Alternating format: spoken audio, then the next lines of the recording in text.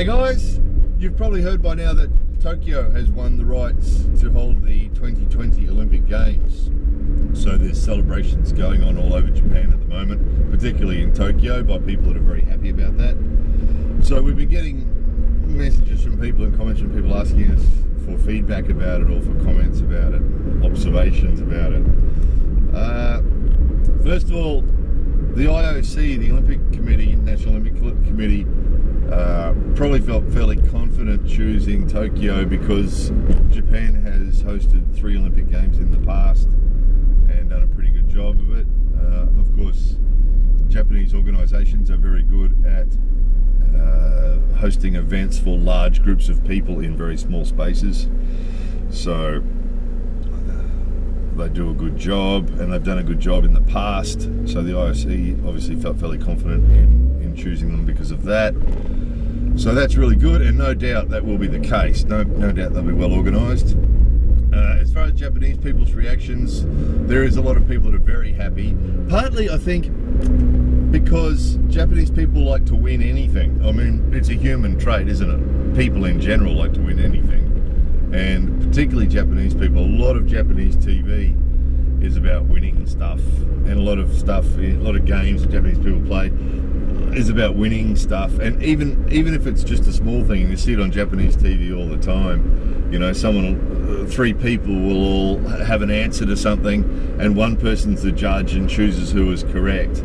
And there's massive celebrations for the person who gets it, you know, and sometimes they'll give away some little trinket, some little $5 keyring or something, and some celebrity who's got lots of money and very famous person will get all excited because they won. So I think it's a human nature that we get excited whenever we win anything, but I think particularly in Japan there's a lot of competitiveness, and the desire to win is very strong. So I think there's a lot of people celebrating just because it was a win. It was a win for Japan. And as residents of Japan, of course, we feel the same. You know, we live in Japan, so we're on the Japan team, so we're very happy to see a win as well. Before the IOC decision, some polls were held around Tokyo asking people who live in Tokyo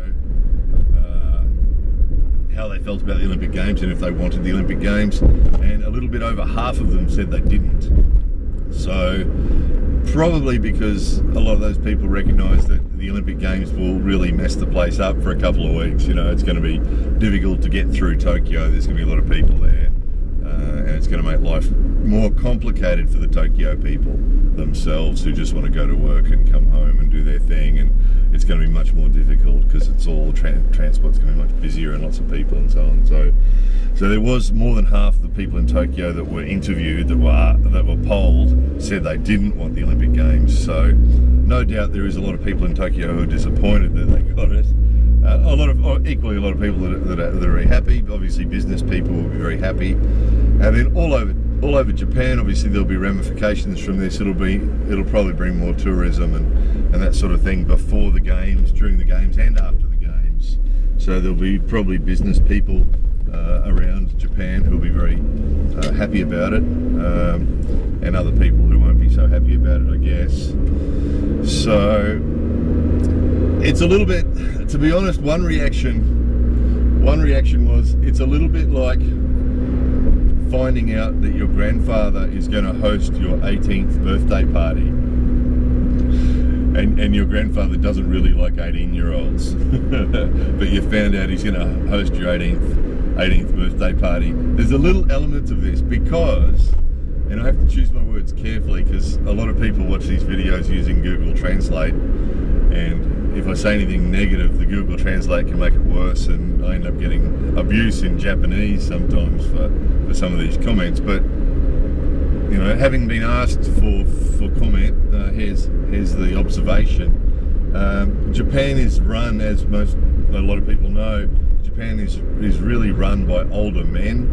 So that's the companies and the governments and organisations and pretty well everything. It's majority of it's run by older men compared to other countries. You know, of course, older men tend to dominate hierarchy structures around the world, but probably more so in Japan. you know, and if you see photos of government groups together and things like that, you can see that there is some ladies in these groups, but not so many, and there is some younger people, like, you know, younger 40, 50-year-olds in these groups, but not many.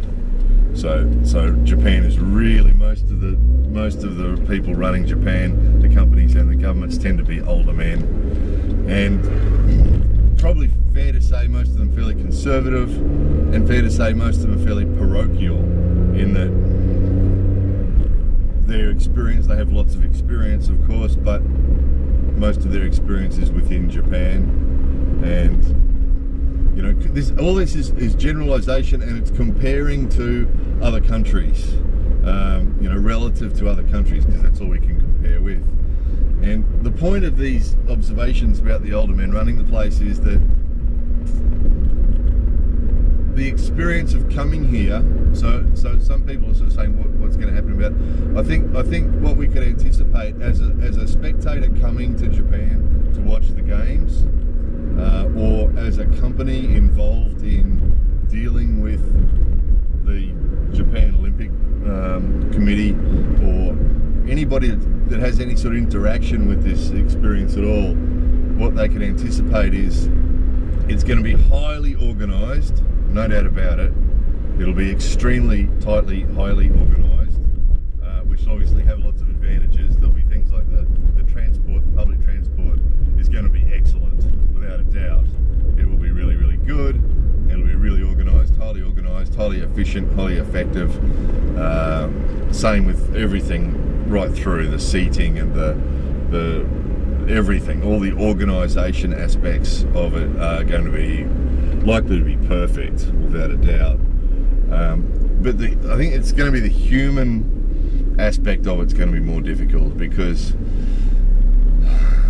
anybody that's done business in Japan knows that the organisations and big companies and so on don't usually understand the way things are done outside Japan. Now, on our channel, we say all the time, on this channel we say all the time that, you know, it's Japan, and the way it's done in Japan is this, and it's Japan, so the language is Japanese, and it's Japan, so it's done in the Japanese way. And we're continually saying that, and we strongly believe that's a good thing, and that's the way it should be.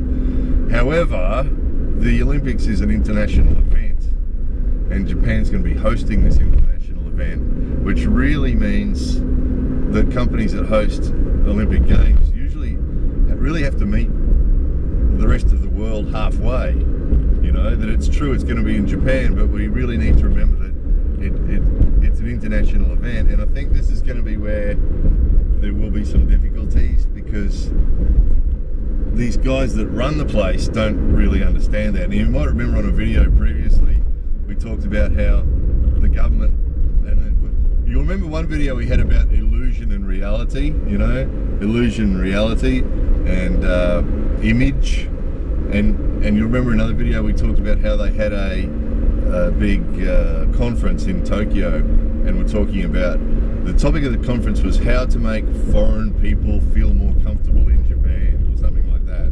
That was the aim of the conference, and there was no foreigners invited.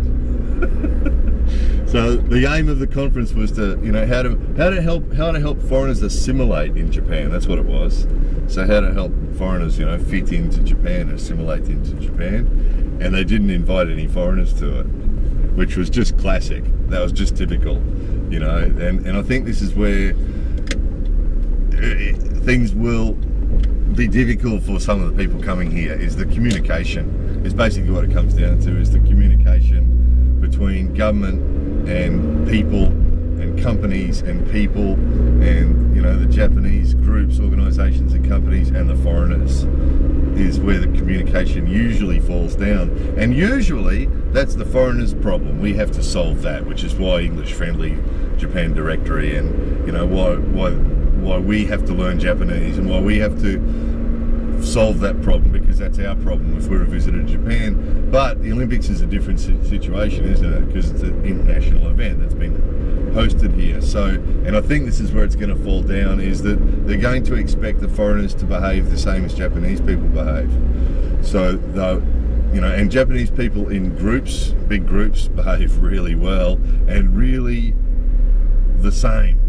So if everybody is doing this, everybody is doing this. Some of you guys might have seen pictures of spectators at baseball matches here, and everybody's got a hand in their hand, or everybody's got something in their hand, and they're all doing the same thing at the same time, you know. And if you're with a big group here or go to a big stadium here, you'll see that everybody goes in and sits down, boom, and everybody sits down, boom, and there's no people wandering up and down stairs, there's no people standing up, and then if everybody's sitting down, everybody's sitting down. If everybody's standing up, everybody's standing up. And I think the people organising the Olympics will expect the foreigners to behave the same way. And you know, we've got a video coming soon about the discipline in water parks and about the rules in water parks, and it'll give you a bit of a glimpse into this. Is that when there's groups of people here, there's a lot of rules usually, and I think that's where we're going to have, you know, the foreigners are going to have difficulty. Is there'll be a lot more rules than they're used to, and they'll be expected to do things and behave in certain ways that they're probably not used to. And that's probably going to make it a little bit difficult. And the communication thing, I mean, they've got 7 years to get it together, but as you've seen on our other videos, Japan's not really English friendly. There's some aspects that are, there's some companies that are, there's some places that are, but generally it's not English friendly, and you know, or Spanish friendly, or French friendly, or any other international language friendly. So they've got 7 years to sort that out, but again, it's the way these big groups and organisations work. It's very unlikely they'll form committees inside Japan and invite foreigners to join those committees. You know, if they're checking to see if Tokyo's English friendly or foreigner friendly, it's not likely they'll use foreigners to check it. It's more likely that a group of older Japanese guys will walk around with folders, you know. And what falls down continually in these things here when it comes to dealing with foreigners is that the guys at the top don't usually speak any other language other than Japanese, and most of them aren't really aware of how things are done outside Japan terribly much. You know, again, these are generalizations, but they're generally true. You know, we told you that someone in the Japan Tourist Organization told us, we were trying to talk to the boss there, and one of the staff told us quietly on the side that the boss is too shy to talk to foreigners. The boss of the Japan Tourist Organization is too shy to talk to foreigners, was what we were told, you know. And this is the case. So I think it's going to be interesting. I'm sure it's going to be interesting. I'm sure it'll be fine. I'm sure it'll be very well organised, very clean, tidy, very organised, very well disciplined. Everything will go smoothly, most likely. But these will be, for people coming here, these will be things that are likely, it's not likely to change in the next 7 years.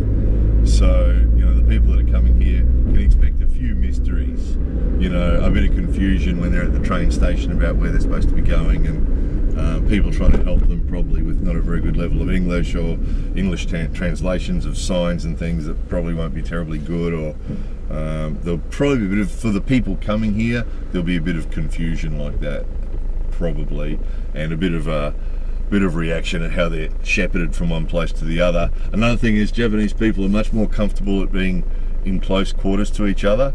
So even though Japanese people don't normally touch each other, when they're in a really big group, being pressed together in a really big group is sort of natural here, and people here are comfortable with it, and they're quite happy to be pushed together with everybody else, and, you know, looking at their cell phone or reading a book.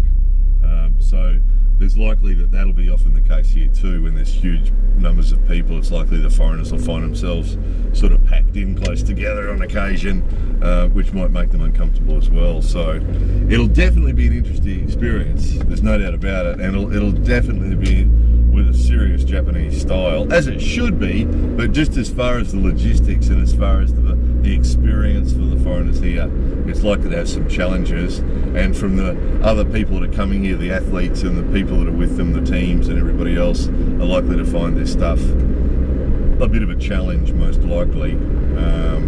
That these guys, you know, apparently in the Olympic, the speeches that these guys made to the IOC to try and get the Olympics, apparently they had to have lessons in how to deliver it enthusiastically, and then because the style of communication again in Japan is different than what it is outside Japan. And so those of you who might have seen those speeches, they came across fairly deadpan.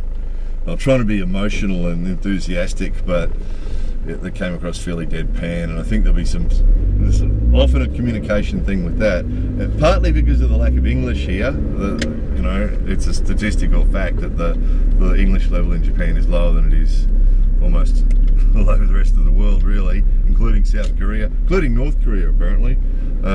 So that's one problem, is the English itself, but the understanding of the culture is the other one. You know, that the understanding of cultures outside Japan here is not real good. So they just, you know, everybody that comes here will probably be expected to do the Japanese way, which you know, again, we're always saying this. One of the reasons that we made this channel is to show people who are coming to Japan, foreigners who are coming to Japan, how to do things in Japan.